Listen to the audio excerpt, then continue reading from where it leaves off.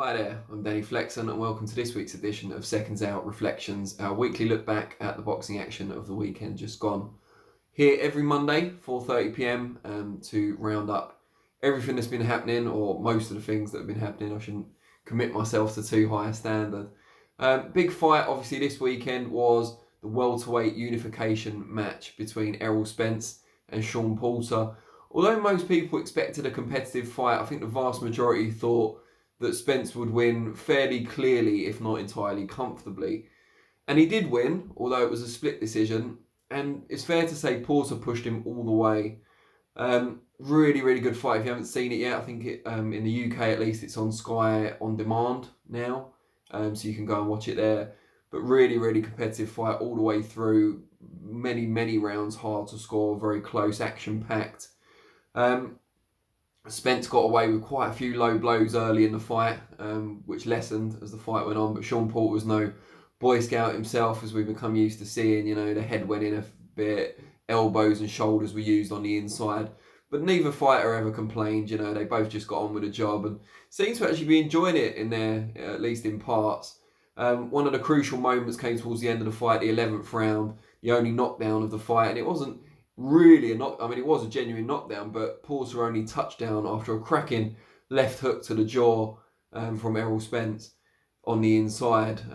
Great little shot where he found room for it, even though they were at close quarters, was particularly impressive. Porter was momentarily stunned, put his gloves down on the canvas, and then just jumped up. He didn't actually go down at all, and he seemed.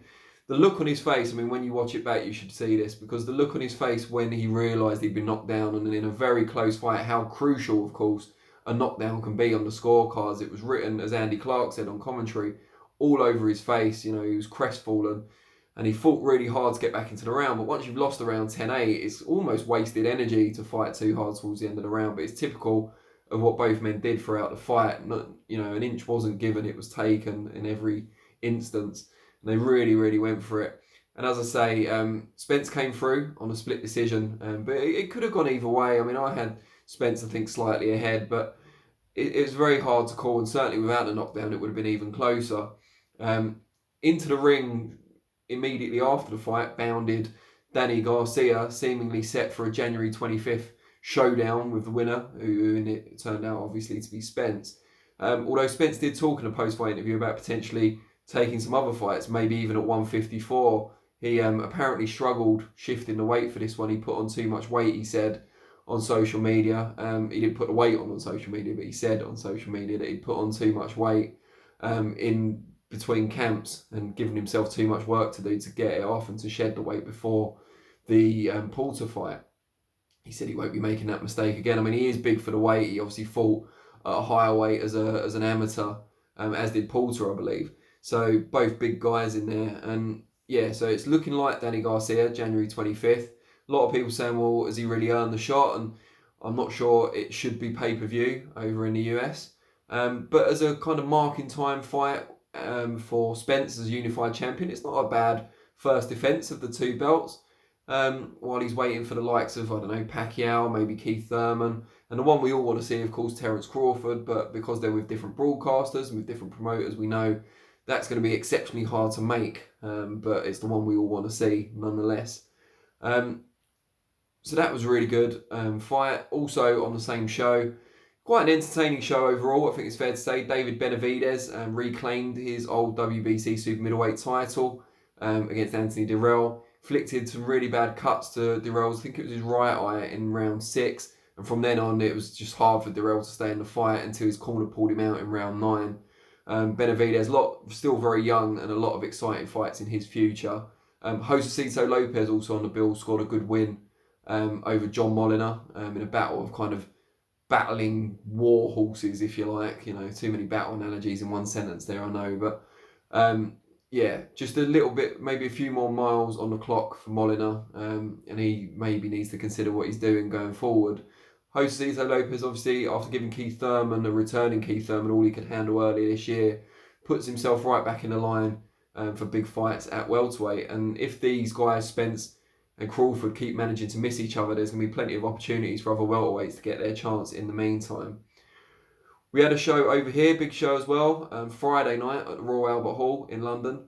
Frank Warren promoted. Daniel Dubois looks as impressive as ever, blasting out. Bit of a hapless opponent, it's fair to say, in the Ghanaian Ebenezer Tete for the Commonwealth Heavyweight title. We'd seen clips of Tete before and he was pretty much as poor as was previously advertised, but Dubois did what he had to do, got the job done with a minimum of fuss, and that's all you can expect from him at this stage. It was a bit of a showcase fight, add another belt to the collection for the British Heavyweight Champion, of course, and he looked great doing it, and that's what you want, so we wait to see what's next for him. Also on the bill, Archie Sharp was getting a bit of trouble from Declan Geraghty in their much anticipated super featherweight fight for uncorking a left hook, one of the best punches Sharp's ever thrown, to get Geraghty out of there. Got to feel sorry for the Dubliner. He had a similar thing in a previous fight against Marco McCulloch, where he was warming into the fight and got wiped out with a career punch from McCulloch. So he seems to attract these, maybe it's a credit in a way to Geraghty, although I'm sure he won't see it that way, that he's forcing these guys to dig deep and find these amazing shots to dispatch him. So that was good. Nicola Adams, as kind of semi-predicted on here, was held to a draw by Maria Salinas in the first defence of Adams' WBO flyweight title. I'd said before, I say kind of semi-predicted, because I said that Scott Quigg was a previous British world champion who was upgraded from interim status as Adams was and made his first real defence against someone called Salinas, Joandris Salinas in that case. And he was held to a draw. And I think I noted on social media, is this a bad omen for Adams? Well, it turns out it was. And a lot of people who watched it actually thought that Adams should have lost the fight to Salinas. She didn't look good on the scales, it's fair to say as well, Adams. And I think she needs to either move up in weight or make the weight a bit differently next time, because she looked quite gaunt on the scales and was outworked for periods of the fight on Friday night. So that kind of rounds up the majority of the action. But I want you to let us know what you thought of the two big shows. Particularly who you'd like to see next for Errol Spence. Crawford's the obvious one, but who else out there if not Crawford? Because I know that Danny Garcia was met in some quarters with apathy, so we'd like to know what you think. And also, who's a good next opponent, or next three opponents even, for Daniel Dubois? You know, he's got a couple of belts, he's proven himself to be domestic level or above, but he's still only 22, you don't want to rush him too quickly. Who'd be a good kind of measuring stick opponent or a learning opponent for him? Who can take him rounds? Let us know what you think on those two questions. We'll respond to some of the comments. And I'll be back next week, Monday, 4:30 PM for the next ReFLEXions. And I'll be here Thursday, 4:30 PM for FlexPectations, our preview show. Thanks very much for your time, and I'll see you soon.